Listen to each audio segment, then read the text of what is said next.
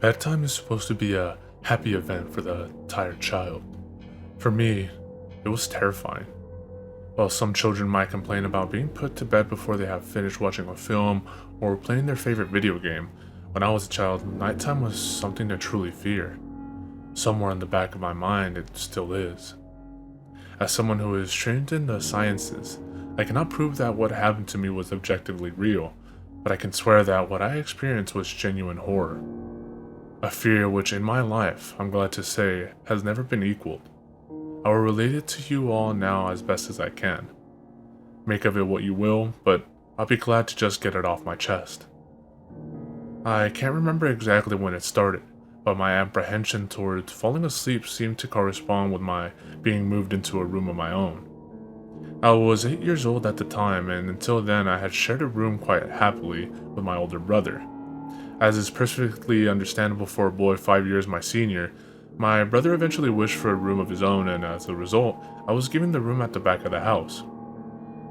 It was small, narrow, yet oddly elongated room, large enough for a bed and a couple of chests of drawers, not much else. I couldn't really complain because even at that age I understood that we did not have a large house, and I had no real cause to be disappointed, as my family was both loving and caring. It was a happy childhood during the day. A solitary window looked out onto our back garden. Nothing out of the ordinary, but even during the day, the light which crept into that room seemed almost hesitant. As my brother was given a new bed, I was given the bunk air beds which we used to share. While I was upset about sleeping on my own, I was excited at the thought of being able to sleep in the top bunk, which seemed far more adventurous to me. From the very first night, I remember a strange feeling of unease creeping slowly from the back of my mind. I lay on the top bunk, staring down at my action figures and cars strewn across the green-blue carpet. As imaginary battles and adventures took place between the toys on the floor, I couldn't help but feel that my eyes were slowly being drawn towards the bottom bunk, as if something was moving in the corner of my eye, something which did not wish to be seen. The bunk was empty, impeccably made with a dark blue blanket tucked in neatly, partially covering two rather bland white pillows. I didn't think anything of it at the time. I was a child, and the noise slipping under my door from my parents' television bathed me in a warm sense of safety and well-being. I fell asleep. When you awaken from a deep sleep to something moving or staring, it can take a few moments for you to truly understand what is happening. The fog of sleep hangs over your eyes and ears even when lucid. Something was moving, there's no doubt about that. At first, I wasn't sure what it was. Everything was dark, almost pitch black, but there was enough light creeping in from the outside to outline that narrowly suffocating room. Two thoughts appeared in my mind almost simultaneously. The first was that my parents were in bed because the rest of the house lay both in darkness and silence. The second thought turned to the noise, a noise which had obviously woken me. As the last cobwebs of sleep withered from my mind, the noise took on a more familiar form. Sometimes the simplest of sounds can be the most unnerving. A cold wind whistling through a tree outside, a neighbor's footsteps uncomfortably close, or in this case, the simple sound of a bed sheets rustling in the dark.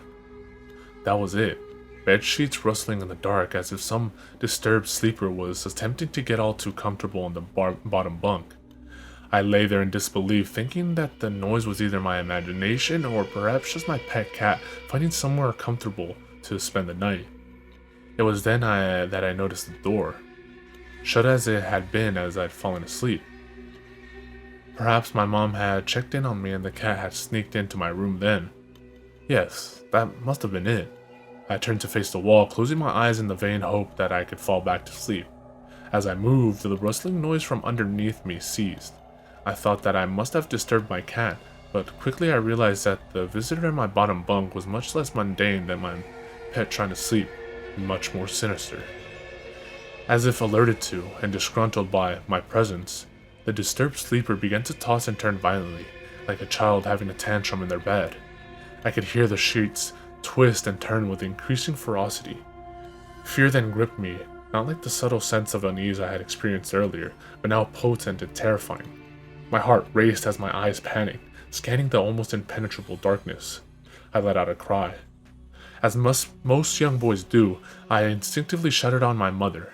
I could hear something stir on the other side of the house, but as I began to breathe a sigh of relief that my parents were coming to save me, the bunk bed suddenly started to shake violently as if gripped by an earthquake. Scraping against the wall, I could hear the bed sheets below me thrashing around as I tormented by malice. I did not want to jump down to safety, as I feared the thing in the bottom bunk would reach out and grab me, pulling me into the darkness. So I stayed there, white knuckles clenching my own blanket like a shroud of protection. The wait seemed like an eternity. The door finally and thankfully burst open.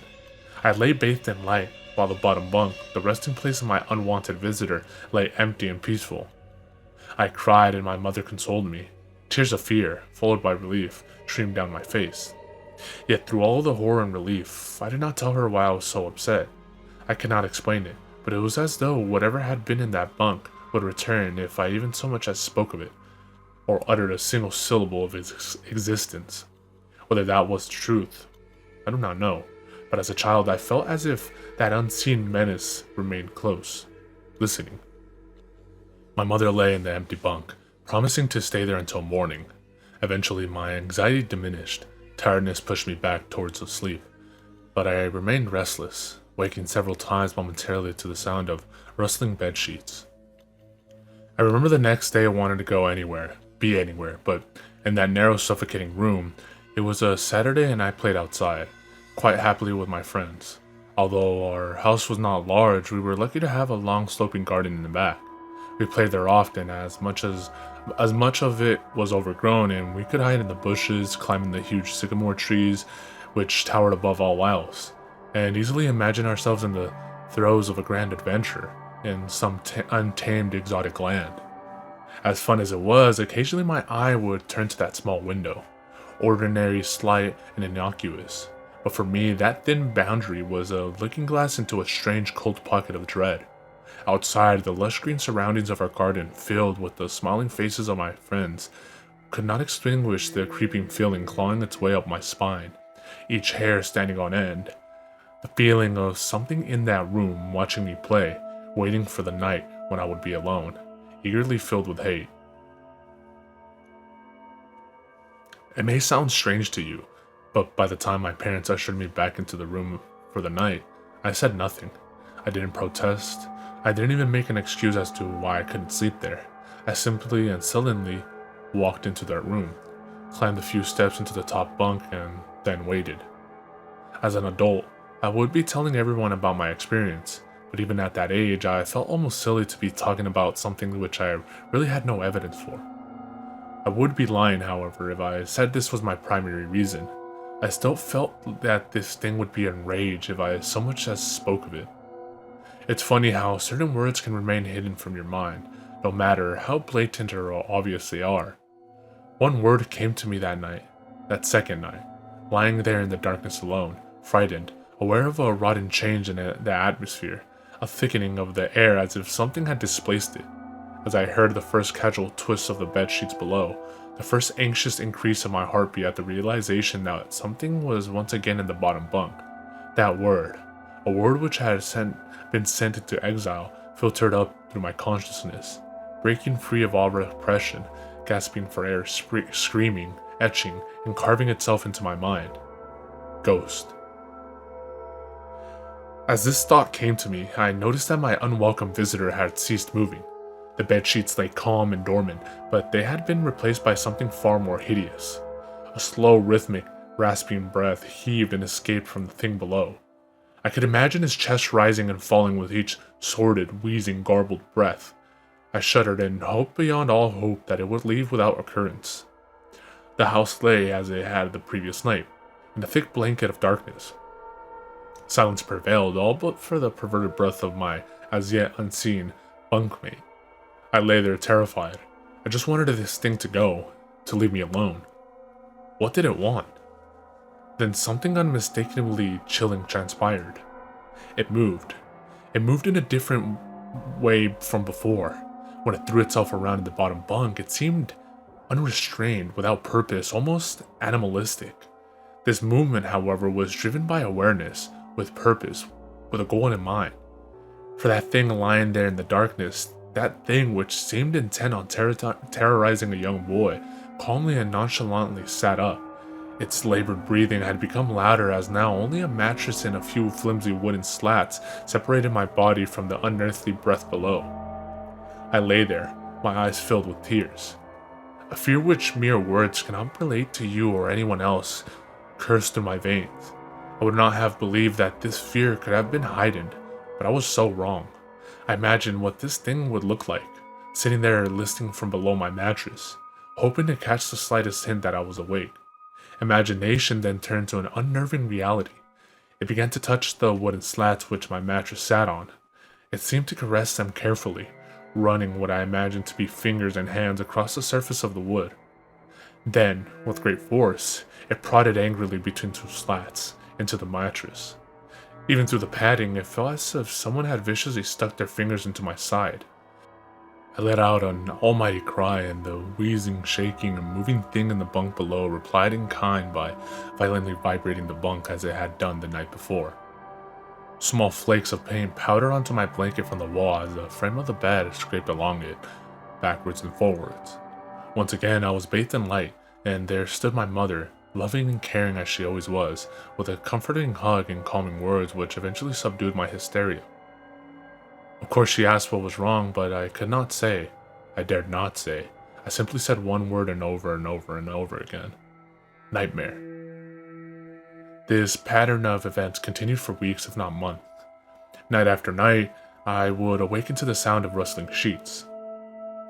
Each time I would scream so as to not provide this abomination with time to prod and feel for me. With each cry, the bed would shake violently, stopping with the arrival of my mother, who would spend the rest of the night in the bottom bunk, seemingly unaware of the sinister force torturing her son nightly. Along the way, I managed to feign illness a few times and come up with other less than truthful reasons for sleeping in my parents' bed, but more often than not, I would be alone for the first few hours of each night in that place, the room where the light from outside did not sit right, alone with that thing. With time, you can become desensitized to almost anything, no matter how horrific. I had come to realize, for whatever reason, this thing could not harm me when my mother was present. I'm sure the same would have been said for my father, but as loving as he was, waking him from sleep was almost impossible.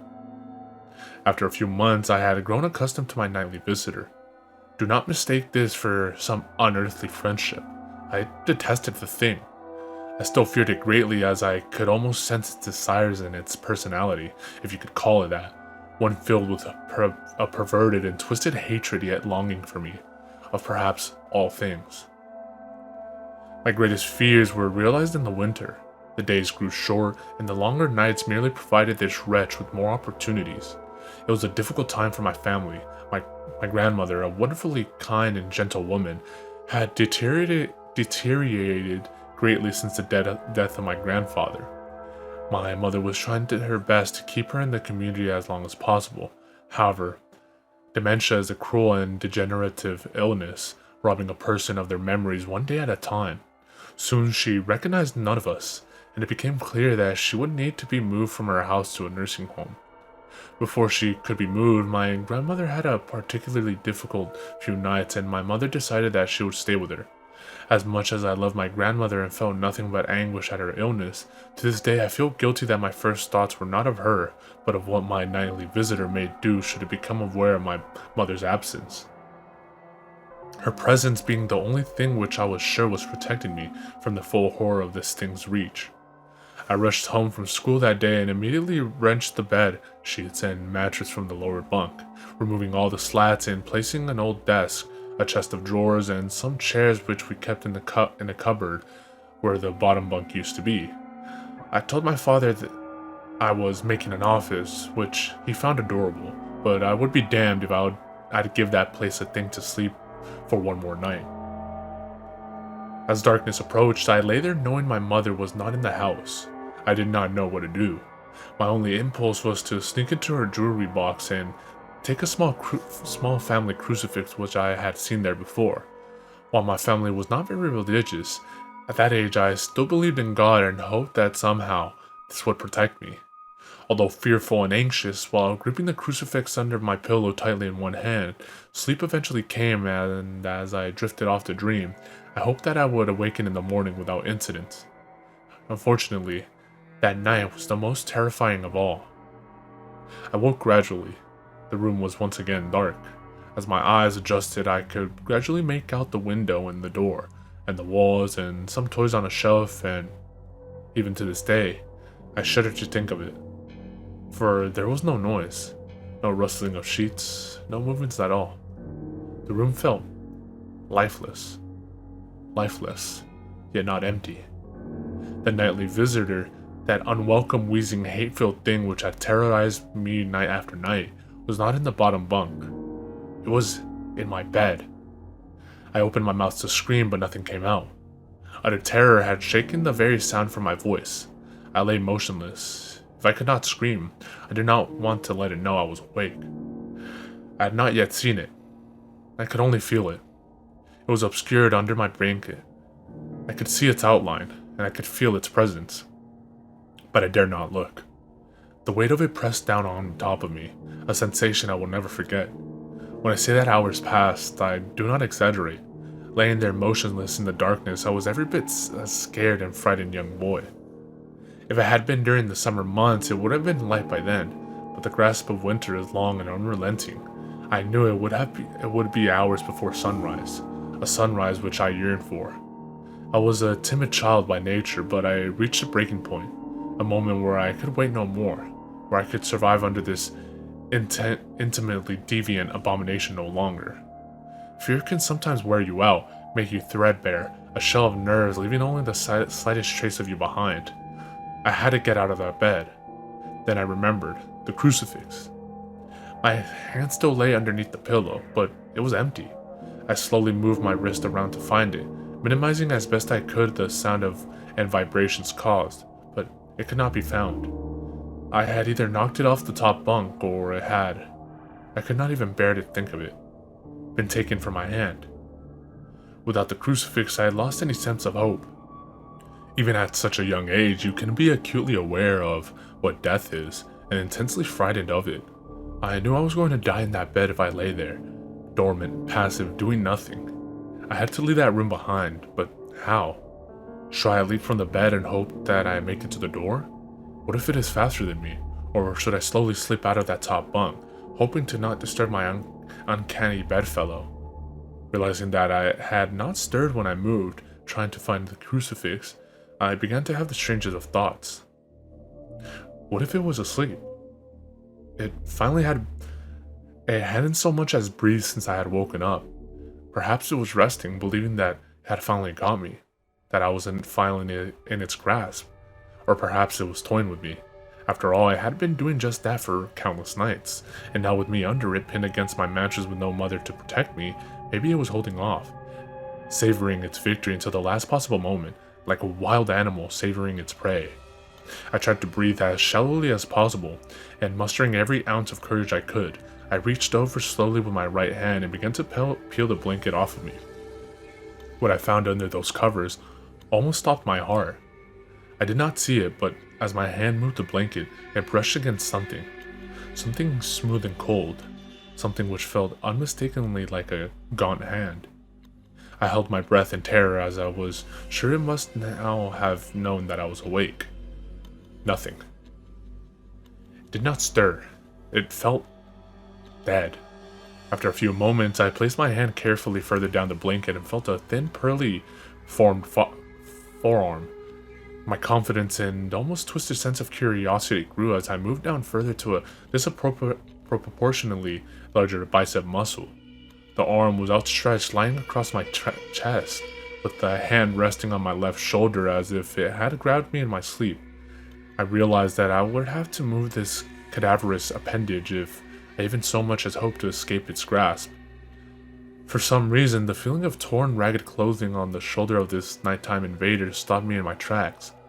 Fear once again swelled in my stomach and in my chest as I recoiled my hand in disgust at the touch of straggled, oily hair. I could not bring myself to touch its face, although I wonder to this very day what it would have looked like. Dear God, it moved. It was subtle, but its grip on my shoulder and across my body strengthened. No tears came, but God, how I wanted to cry.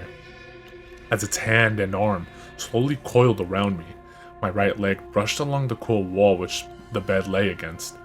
Of all that happened to me in that room, this was the strangest. I realized that this clutching, rancid thing which drew great delight from violating a young boy's bed was not entirely on top of me. It was sticking out from the wall like a spider striking from its lair. Suddenly, its grip moved from a slow tightening to a sudden squeeze. It pulled and clawed at my clothes as if frightened that the opportunity would soon pass. I fought against it, but its emaciated arm was too strong for me. Its head rose up, writhing and contorting from under the blanket. I now realized where it was taking me, into the wall.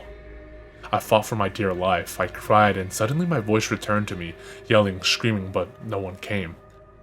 Then I realized why I was so eager to suddenly strike, why this thing had to have me now. Through my window, the window that which seemed to represent so much malice from outside, streaked hope. The first rays of sunshine. I struggled further, knowing that if I could just hold on, it would soon be gone. As I fought for my life, the unearthly parasite shifted, slowly pulling itself up to my chest, its head now poking out from under the blanket, wheezing, coughing, rasping. I do not remember its features. I simply remember its breath against my face, foul and as cold as ice. As the sun broke out over the horizon, that dark place, that suffocating room of contempt was washed, bathed in sunlight. I passed out as its scrawny fingers encircled my neck, squeezing the very life from me. I awoke to my father offering to make me some breakfast, a wonderful sight indeed. I had survived the most horrible experience of my life until then, and now. I moved the bed away from the wall, leaving behind the furniture I had believed would stop that thing from taking a bed. Little did I think that it would try to take mine, and me. Weeks passed without incidents, yet on one cold frostbitten night, I awoke to the sound of furniture where the bunk beds used to be, vibrating violently. In a moment it passed. I lay there sure I could hear a distant wheezing coming from deep within the wall, finally fading into the distance. I have never told anyone this story before. To this day, I still break out in a cold sweat at the sound of bedsheets rustling in the night, or a wheeze brought on by a common cold. And I certainly never sleep with my bed against a wall. Call it superstition if you will, but as I said, I cannot discount conventional explanations such as sleep paralysis hallucination or that of an overactive imagination. But what I can say is this. The following year, I was given a larger room on the other side of the house, and my parents took that strangely suffocating, elongated place as their bedroom. They said they didn't need a large room, just one big enough for a bed and a few things. They lasted 10 days. We moved on the 11th.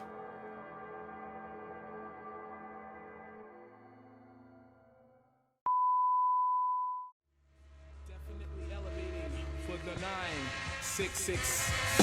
The ill suicidal libel to take titles and make vital signs, but not like no cancer. Answer, there's no chance to advance to ya. Kuya got blazed through ya. The great super science, applying pressure, I desecrate with double O's and bubble folds while I cut you, bro. I juggle flows that goes ballistic, reminiscent of exquisite cannibalistics and a sadistic doctor. My sick shit, notcha, improper.